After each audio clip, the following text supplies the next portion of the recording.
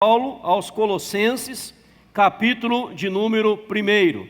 Carta de Paulo aos Colossenses, capítulo de número 1. Abramos a palavra do Senhor em nome de Jesus.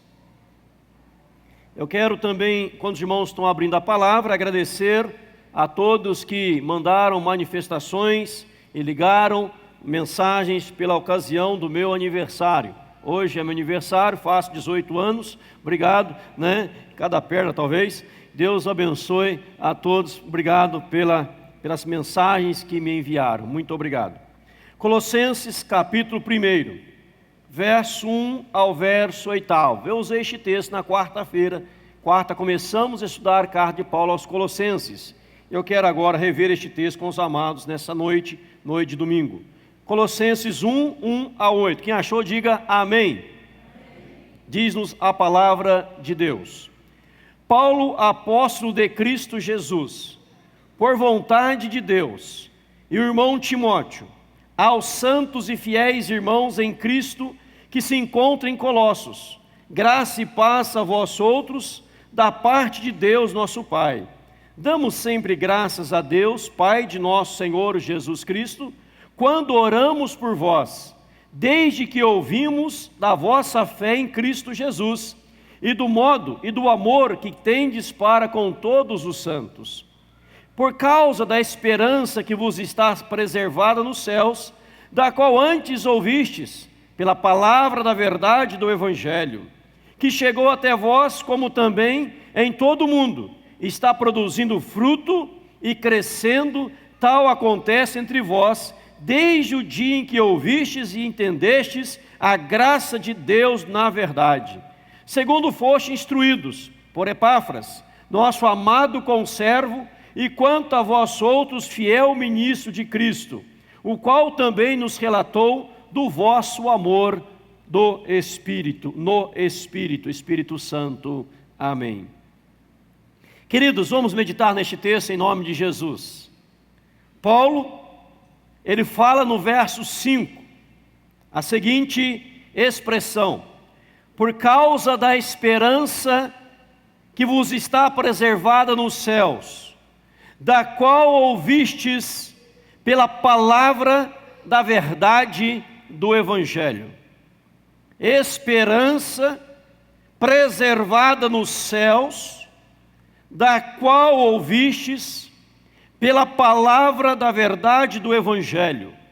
O verso 6 diz: o que chegou até vós, como também em todo o mundo.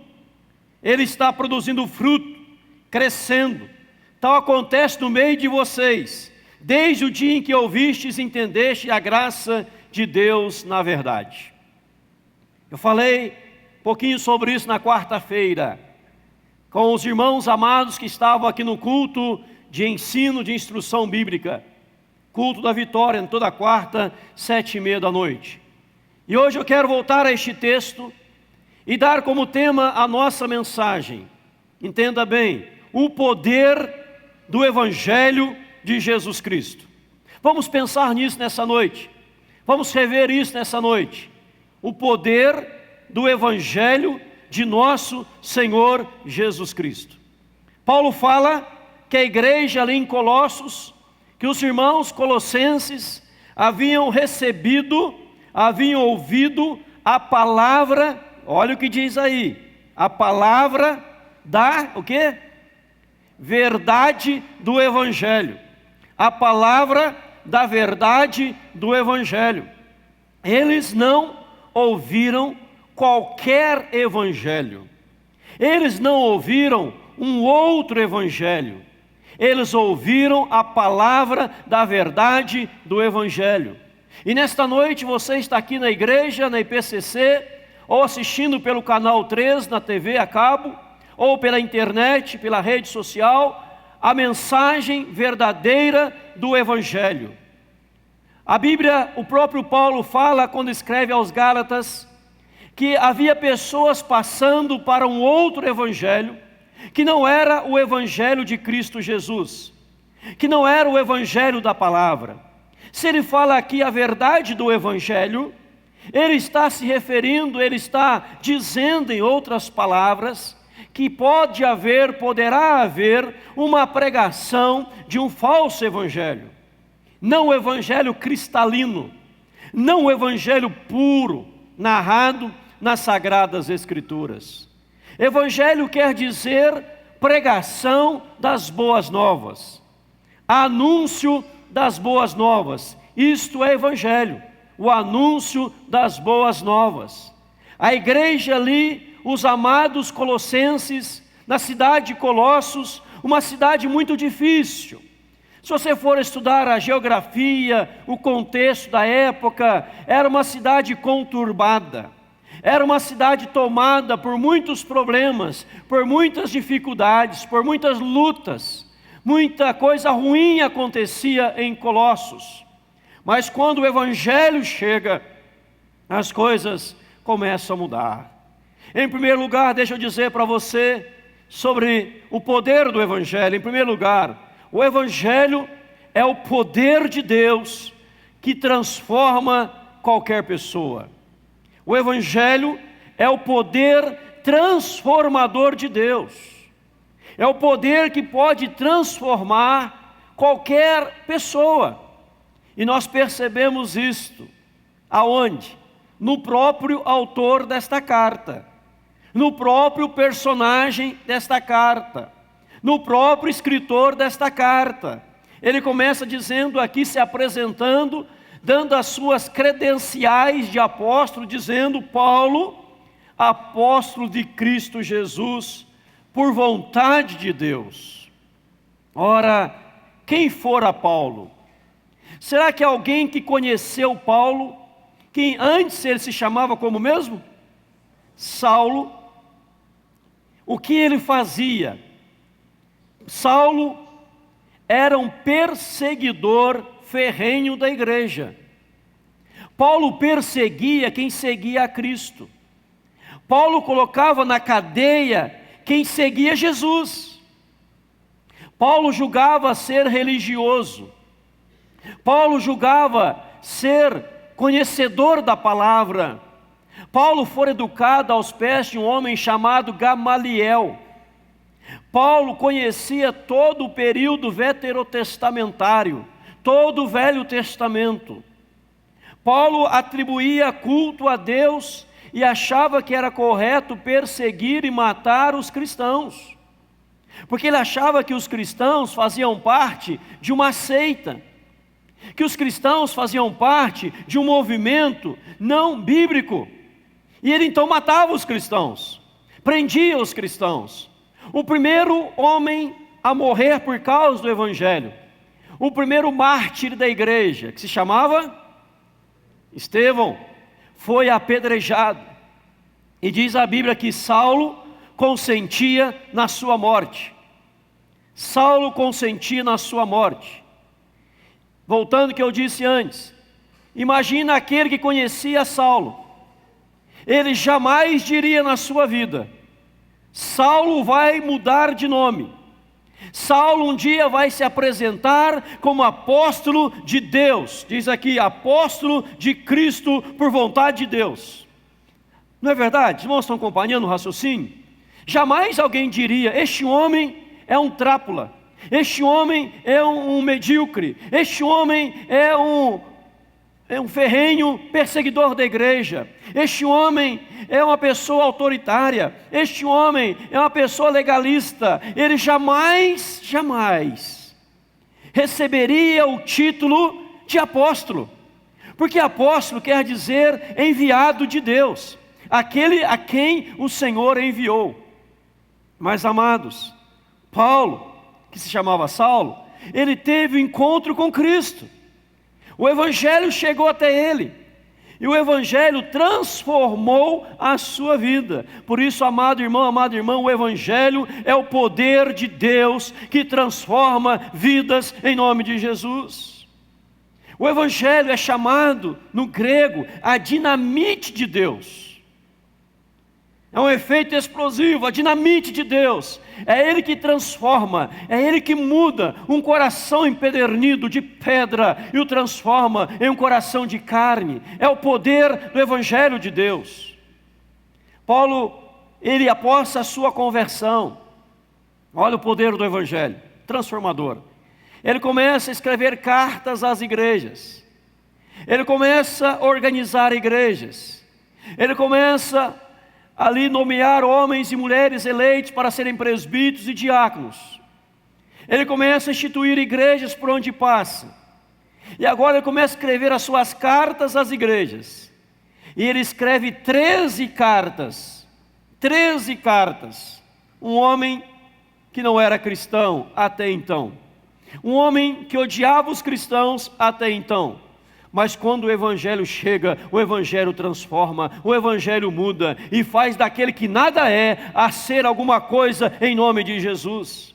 Quando o verdadeiro Evangelho bate à porta da casa, quando o verdadeiro Evangelho adentra o coração da pessoa, a alma da pessoa, ela se transforma em nome de Jesus. Paulo poderia dizer, como ele de fato disse, ao escrever a sua carta aos Romanos, no capítulo 1, no versículo 16, ele diz assim: não me envergonho do Evangelho, porque é o poder de Deus para a salvação de todo aquele que crê. Olha que coisa maravilhosa. Não me envergonho do Evangelho de Deus, que é o poder para a salvação. Ora, é lógico que ele ia dizer isso, porque ele fora convertido por causa do Evangelho.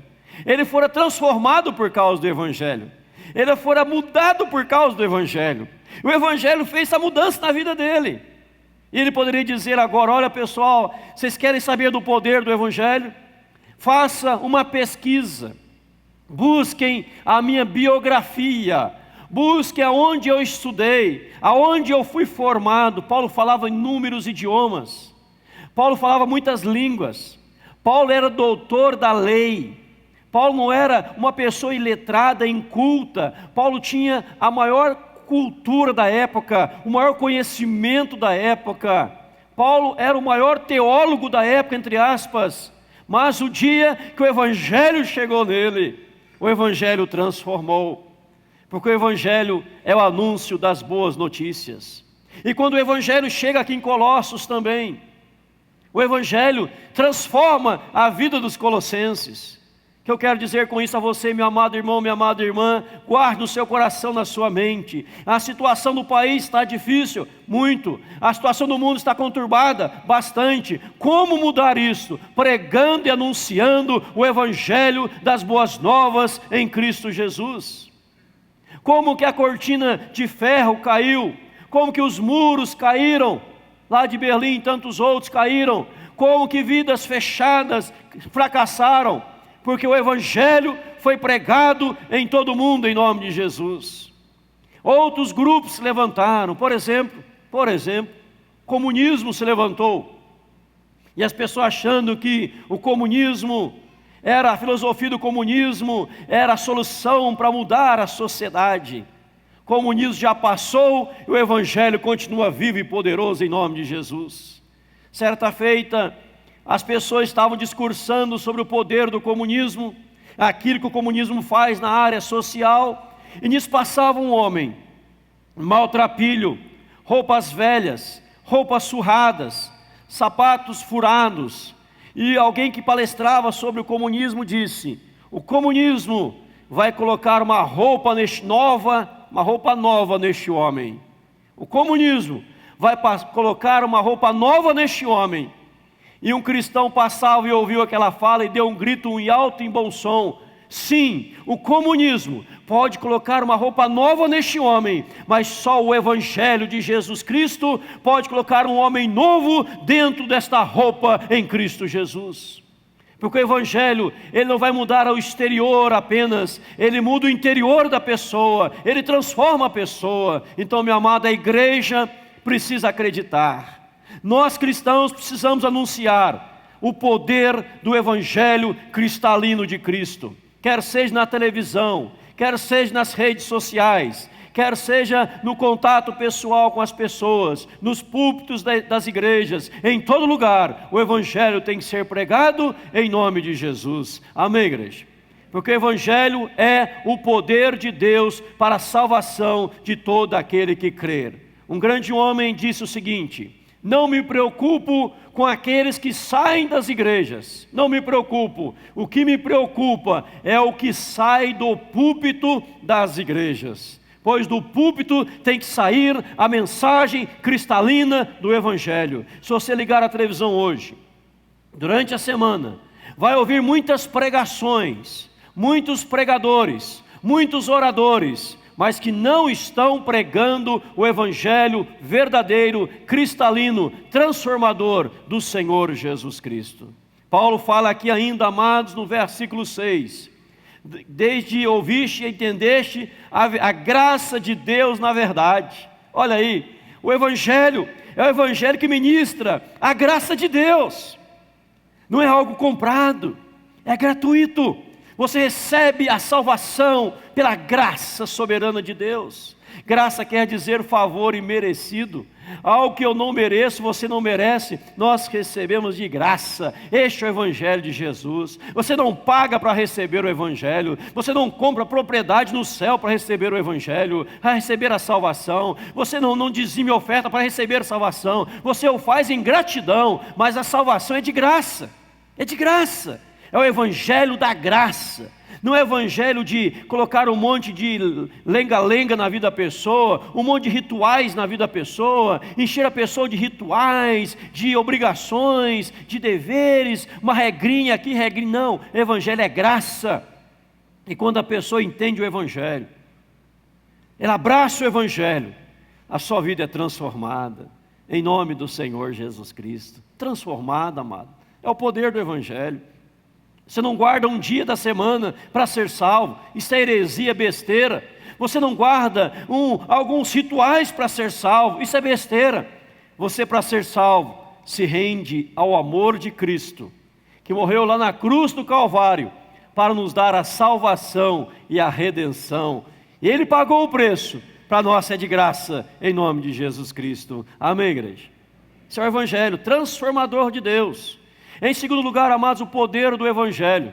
O poder do Evangelho. O Evangelho é aquele que nos torna santos. Olha aí, o Evangelho é aquele que nos torna santos. Veja como Paulo trata a igreja em Colossos, verso 2. Ele diz assim: aos santos e fiéis irmãos em Cristo que se encontram em Colossos, graça e paz a vós outros, da parte de Deus nosso Pai. Olha que coisa linda. Ele fala, aos santos. Se você voltar um pouquinho atrás, na carta aos Filipenses, no seu último capítulo, que é o capítulo 4, você vai ver a saudação final, no verso 21, ele diz, saudai cada um dos santos em Cristo Jesus. Os irmãos que se acham comigo vos saúdam. Verso 22, todos os santos vos saúdam, especialmente os santos da casa de César. Fala da graça de Jesus, seja com o vosso espírito, ou seja, amados, o evangelho de Deus, e é o poder de Deus, ele nos torna santos. Veja aí, a Bíblia não te chama de pecador, a Bíblia te chama de santo, porque quando você abraça o evangelho, você é santificado. Quando você abraça o evangelho, os seus pecados são perdoados. Quando você abraça o evangelho, a tua iniquidade vai embora, é retirada. Nós lemos lá em Colossenses, não é isso? Nós lemos aqui na hora da ceia, capítulo 2, verso 13 ao verso 15. Ele tirou aquele escrito de dívida que era contra nós. Estávamos mortos nos nossos delitos e pecados. Quando escreve aos Romanos, ele fala que éramos inimigos da cruz de Cristo. Estávamos debaixo da ira de Deus, éramos pecadores. Por causa do evangelho, você é chamado de santo em nome de Jesus, porque o evangelho de Jesus te santifica. O sangue de Cristo te santifica. O sangue de Cristo nos purifica e nos transforma e nos faz santos em nome de Jesus. Amém, igreja? Talvez você fale assim: mas pastor, eu sou um pecador, eu sou o pior pecador. Não é assim que a Bíblia te trata. A Bíblia te trata de santo. Ela não te chama de pecador. Pastor, não estou entendendo. Quem é o pecador então, segundo a Bíblia? Pecador segundo a Bíblia, aquele que fala eu sou o pecador, é aquele que ainda não teve o encontro com o Evangelho de Jesus, o Evangelho da cruz, o Evangelho verdadeiro, o Evangelho da graça. Esse é pecador. Mas a partir do dia, do momento, da hora, do segundo, que ele recebe Cristo no seu coração, ele recebe Cristo na sua alma, pela pregação do Evangelho, ele agora é santificado, ele é transformado, ele é lapidado, agora ele é chamado de santo. Não me iria admirar, talvez alguns iriam admirar, talvez você escreveu uma carta para alguém, e colocar assim: fulano de tal, servo de Jesus Cristo, ao santo irmão fulano.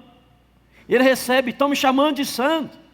Aos santos em Cascavel, aos santos em Toledo, aos santos em São Paulo, aos santos que estão na igreja tal.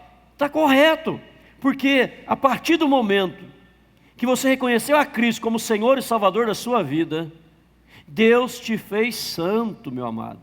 Deus te fez santo. Porque todo e qualquer pecado, Ele levou lá na cruz do Calvário.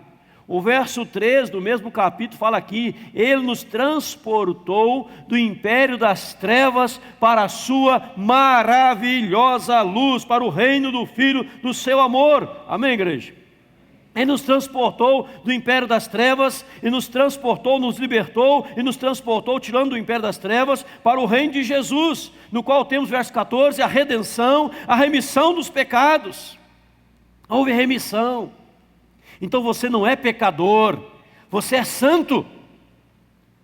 E se eu pecar, pastor? Se você pecar, você pede perdão a Deus. Porque a sua qualidade, a sua condição não é mais de pecador, é de santo. E se você pecou, você fez algo errado, e você pede perdão. 1 João 9, se confessarmos os nossos pecados, Ele é fiel e justo, diz a Bíblia, para nos perdoar os pecados e nos purificar de toda a injustiça. 1 João 2,1, filhinhos, diz João, eu vos escrevo para que não pequeis. Se todavia alguém pecar, temos advogado junto a Deus, que é Jesus Cristo, e Ele fará propiciação pelos nossos pecados, e não somente pelos nossos, mas do mundo inteiro. Então, amado, quando o cristão peca, ele pede perdão, recebe purificação, recebe mudança, recebe libertação, e é chamado novamente de santo. É o Evangelho que te santifica. Santo não é algo pendurado na parede, isso é besteira. Santo não é algo carregado por você. Você que é santificado em Cristo Jesus, pela mensagem do Evangelho, pura mensagem do Evangelho. Amém, igreja? Ah, pastor, então, para mim ser santo, para eu ser santo, eu preciso então fazer algumas ações. Eu preciso dar esmolas, eu preciso dar donativos, socorrer as pessoas, porque fora da caridade não há salvação, não é verdade, pastor? Mentira do diabo. Obra não salva ninguém, a salvação está só em Jesus Cristo. Paulo fala aos Efésios 2,9, não de obras, não é de obra. Verso 8, é de graça, é de graça. Paulo fala, quando ele escreve a sua carta, o livro aqui, Atos dos Apóstolos, ele fala para nós lá em Atos, né? Atos está escrito, está narrado para nós, no capítulo 4, versículo 12, está escrito sobre isso também, tantos textos da Bíblia. Você não é salvo por obras, você não precisa pagar os preços do teu pecado.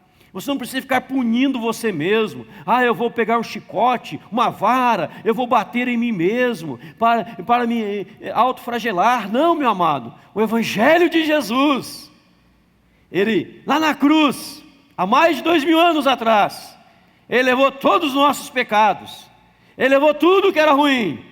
E quando Deus se trata com você, Deus te chama de santo, santo. Mas pastor, eu não estou vivendo, pastor, essa santidade não, pastor. Eu não estou vivendo essa santidade não, pastor. Meu amado, então volte a viver, porque Jesus te chamou para ser santo, em nome de Jesus. Amém, igreja? Olha o que o Evangelho faz. Vamos continuar o poder do Evangelho. Paulo, no versículo 3, ele fala assim, olha: damos sempre graças a Deus, Pai de nosso Senhor Jesus Cristo, quando oramos por vocês, por vós, desde que ouvimos, o que ouvimos? Da vossa fé e do amor que tendes para com todos os santos. O Evangelho de Deus, ele não só transforma a nossa vida, o Evangelho de Deus não só nos faz santos, santificados em Cristo, entenda bem, o Evangelho não só faz isso, mas o Evangelho, ele vai ser propagado ao mundo inteiro, através das nossas atitudes de cristãos, autênticos e verdadeiros, em nome de Jesus. Amém, igreja? Paulo fala aqui, olha, eu estou orando por vocês, eu estou dando graças a Deus por vocês, eu estou orando aqui, eu estou dobrando meus joelhos, obrigado, Senhor, pelos colossenses. Paulo não fundou a igreja de Colossenses, não foi o fundador desta igreja, Paulo não foi o pastor desta igreja, Colossenses, mas Paulo, lá onde ele estava, ele ouviu, o que ele ouviu? Os irmãos lá em Colossenses, os irmãos lá em Colossos, eles receberam a palavra, eles receberam o Evangelho, e eu estou ouvindo aqui da fé que eles têm em Cristo, e do amor que eles têm, que eles estão tendo para com todos os santos, ou seja, o Evangelho de Deus poderoso, ele é propagado e divulgado através da nossa vida, através dos nossos atos, viver de modo digno do Evangelho. Ou seja, você abraçou a fé, você crê em Jesus, amém? Você crê em Jesus, Ele morreu na cruz do Calvário por mim, Ele me salvou, eu creio em Cristo, e você não vai titubear, não vai duvidar, você vai manter uma vida de fé, fé viva, operosa, autêntica. Eu creio no milagre, eu creio no poder da oração, eu creio em Cristo, eu creio nele, e você começa a crer. Alguém fala para você, mas você não está com medo? Olha a situação, não, eu creio em Cristo, Cristo está no comando, Cristo está na direção, Cristo está na direção do barco da minha vida, eu estou estribado na minha fé em Cristo. Então esta fé sua, ela vai sendo propagada, ela vai sendo divulgada, e as pessoas vão entendendo, vão ouvindo da fé que você tem, e elas vão ficando maravilhadas, e elas vão se prostrando perante o Senhor. Fala, como pode alguém ter uma fé tão viva? Você fala, é porque eu recebi o Evangelho da graça. Alguém perguntou certa feita a um pastor, eu creio John Stott, alguém pode perder a salvação? Será que eu posso perder a minha salvação? O pastor John Stott respondeu, depende de quem te salvou. Se foi qualquer um, a obra de qualquer um é falha, mas se foi o meu Jesus, na cruz do Calvário, quem te salvou, você jamais vai perder. Aí a pessoa diz, aleluia, glória a Deus, porque a minha fé, ela está em Cristo, e Cristo não falha. A morte de Cristo na cruz não foi em vão, Ele vivo está, e Ele nos dá uma nova esperança, uma nova vida em Cristo. Amém, igreja? Olha o poder do Evangelho. Nós, a partir da morte de Cristo, da ressurreição de Cristo, Ele ressuscitou em que dia? Primeiro dia da semana. Qual é o primeiro dia da semana hoje para nós? Domingo. Como começamos o primeiro dia da semana? Descansando, porque nós descansamos em Cristo, porque o resto da semana já está garantido pela fé em Cristo Jesus. Não começamos a semana trabalhando, não começamos a semana correndo preocupado, começamos a semana descansando, adorando ao Senhor, porque a nossa vida está nas mãos dEle, e a nossa semana já está garantida em Cristo Jesus. Amém, igreja? Essa é a fé que temos em Cristo, amado. Ele segue aqui dizendo, e do amor que tendes para com todos os santos. O Evangelho, ele não só transforma, não só faz com que a tua fé seja propagada, mas o teu amor para com todos os santos, porque o Evangelho, quando abraçamos o Evangelho, nós nos relacionamos com os irmãos na fé, em nome de Jesus. A Bíblia diz que nós somos agora da família de Deus, o povo de Deus. Não tem como alguém dizer: eu sou cristão, abracei o Evangelho e eu vivo enclausurado, eu vivo trancado na minha casa, eu vivo numa caverna, eu vou lá para o deserto, ficar no deserto, longe de tudo e de todos. Não tem como, querido. Se você abraçou o Evangelho, você se relaciona com as pessoas, você participa das células da igreja, você participa dos cultos da igreja, você aperta a mão do irmão, abraça o irmão, cumprimenta o irmão, porque nós não somos uma ilha para vivermos isolados, nós somos a família de Deus para vivermos em relacionamentos sadios, abençoados, ungidos pelo poder de Deus, pela graça de Deus, pela unção de Deus, em nome de Jesus. É o que Paulo fala. Agora, se o membro está sofrendo, nós vamos sofrer com ele. Se o membro está alegre, nós vamos nos alegrar com ele, porque nós somos todos partes da família de Deus, em nome e para a glória do Senhor Jesus Cristo. Amém, igreja? Não há como alguém dizer: eu abracei o Evangelho, mas vou viver isolado.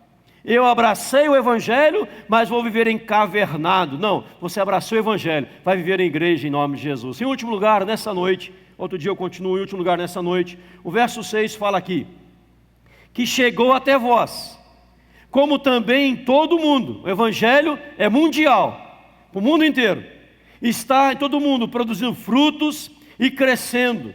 Tal acontece entre vós, desde o dia em que ouvistes e entendeste a graça de Deus na verdade. Ou seja, o Evangelho, poder do Evangelho, ele causa frutos, gera frutos e crescimento. Olha o Evangelho, Deus fala aqui, muitos tentaram destruir o Evangelho, muitos vieram com as suas filosofias, vãs sutilezas, para envergonhar o Evangelho, para destruir o Evangelho, dizer: Evangelho, essa coisa de Bíblia, isso é careta, isso é coisa antiga, larga a mão disso, é besteira, ir na igreja, que é isso, vai na igreja não, isso é bobeira, perde tempo.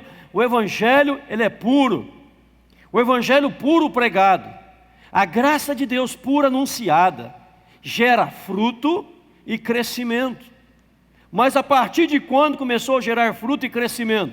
O verso 6 responde: desde o dia em que ouvistes e entendeste a graça de Deus na verdade. Então você precisa ouvir, você precisa entender. O verso 7 fala: e precisa ser instruído, segundo foste instruído por Epáfras. Você ouviu, você entendeu, você foi instruído. Por ter ouvido, por ter entendido, por ter sido instruído, você é um cristão frutífero. Você é um cristão que está crescendo. Você é um cristão que está avançando. Amém ou amém? Porque você ouviu. Ao ouvir, você procurou entender. Eu quero entender esse negócio, não estou entendendo muito bem não, pastor. Eu quero entender. Nós estamos aqui todo dia para te explicar detalhadamente. Os oficiais da igreja estão aí também para ajudar. Eu quero entender mais, eu quero ler mais a Bíblia. Então você vai ler a Bíblia, você vai saber que a salvação, ela é só pela graça, só Cristo salva. O único mediador é Jesus Cristo, 1 Timóteo 2,5, é Cristo Jesus. Não existe outro mediador. Não posso orar para A, B, ou C, ou D, ou F, G. Eu tenho que orar para Jesus Cristo. A Bíblia vai ensinar isso, está entendendo, está compreendendo. Aí alguém vem como Epáfras, vem te instruir. Aí você é instruído, você é treinado. Porque entendeu, porque ouviu, resultado é óbvio.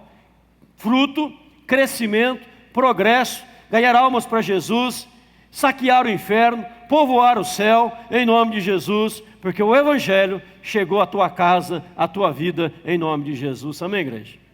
Então é o poder do Evangelho. E aqui nesta igreja, nós pregamos o Evangelho verdadeiro de Jesus. Você nunca vai ouvir aqui: você tem que fazer tal coisa para ser salvo. Não, aceite a Cristo, renda-se a Cristo, você recebe a salvação. Confesse seus pecados diretamente para Jesus, para Deus, diretamente, em nome de Jesus. Receba o perdão de Deus. Vida nova em Cristo Jesus. Esse é o Evangelho do Senhor. Não é o Evangelho que fala assim: venham, todos vão prosperar, todos ficarão ricos. Isso não é Evangelho de Jesus. Venham, todos serão curados. Isso não é Evangelho de Jesus Cristo. Evangelho de Jesus é o Evangelho da cruz. É o Evangelho que resgata a tua alma, restaura a tua dignidade, e te faz um santo aos olhos de Deus, lavado, regenerado, transformado pelo poder de Deus. E você começa a entender isso. Quando você entende isso, você começa a pregar para as pessoas. Você começa a anunciar para as pessoas: olha, esse evangelho que você está seguindo não é o evangelho da Bíblia, não é o evangelho da palavra. O que eu faço? Leia a Bíblia, para você entender o evangelho. Que quando você entender, está lá na frente se batizando, professando a sua fé e vivendo uma vida nova em Cristo Jesus, sabendo que a Bíblia fala a teu respeito, o que Deus fala a teu respeito, o que Deus pensa de você, segundo a palavra do Senhor. Então é preciso ouvir, é preciso entender, é preciso ser instruído. E neste evangelho que está sendo pregado, Paulo fala no verso 6, que chegou até vós, chegou até vocês, chegou aí, como também em todo o mundo, está produzindo fruto. Em todo o mundo o evangelho está produzindo fruto. Na tua casa, eu ouso profetizar, vai produzir fruto em nome de Jesus, crescimento em nome de Jesus. Todos os seus vão conhecer a mensagem do evangelho, todos os seus vão abraçar o evangelho, e você vai louvar o nome de Deus por isto em Cristo Jesus. Amém, igreja? Que possamos continuar firmes neste verdadeiro evangelho do Senhor Jesus Cristo, para a glória de Deus em Cristo Jesus. Vamos orar? Curve a sua cabeça, vamos falar com Deus, feche seus olhos, vamos falar com Deus. Ó Deus, nesta hora, meu amado, fale com Deus agora, fale com Deus. O evangelho vai chegar até você, o evangelho vai chegar na tua casa. Talvez na sua casa tenha alguém que ainda não abraçou o evangelho. Hoje, essa pessoa vai abraçar o evangelho. Queria convidar a igreja a ficar em pé em nome de Jesus. Qual música vamos cantar, pastor? Todos necessitam. Você que tem alguém na sua casa que ainda não é evangélico, ainda não é cristão, eu quero que você venha aqui diante do altar, representando essa pessoa, hein? E nós vamos orar por eles em nome de Jesus. Pastor, na minha casa tem pessoas não cristãs. Represente essa pessoa diante do altar. Pode vir na frente perante o altar, em nome de Jesus. Nós vamos orar. Vem aqui à frente, quer uma oração especial? Vem aqui pertinho da escadaria do altar, em nome de Jesus. Venha, vamos cantar. Depois eu oro em nome de Jesus.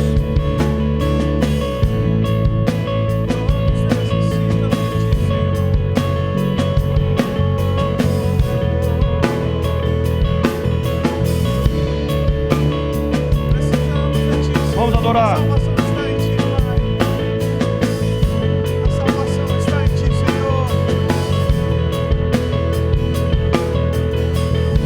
Vamos adorar ao Senhor. Todos necessitam. Glória a Deus. De um amor perfeito. Perdão. Perdão e compaixão. Todos necessitam de graça e esperança, de um Deus que salva.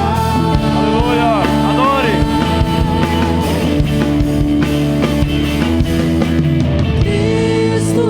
Move as montanhas e tem poder para salvar, tem poder para salvar, para sempre, autor da salvação.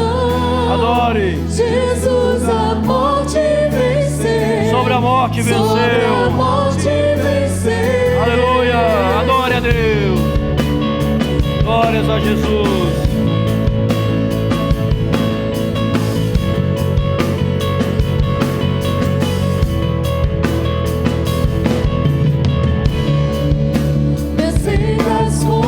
Medos, aleluia, falhas e temores. Nome Jesus, enche meu viver.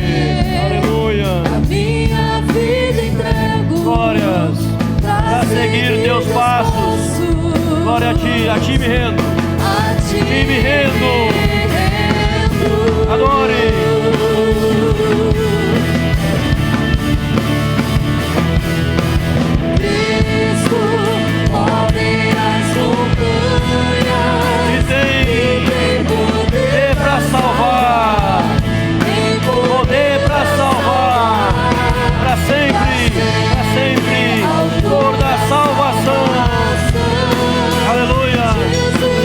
Morte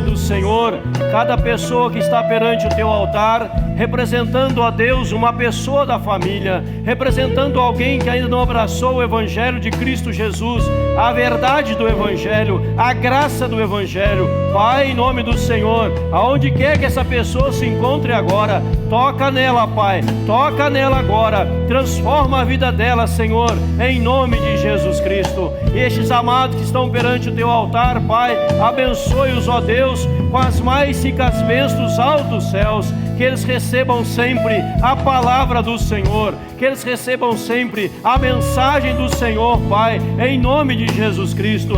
Seus problemas sejam solucionados, que Tu és o Deus que supre as nossas necessidades.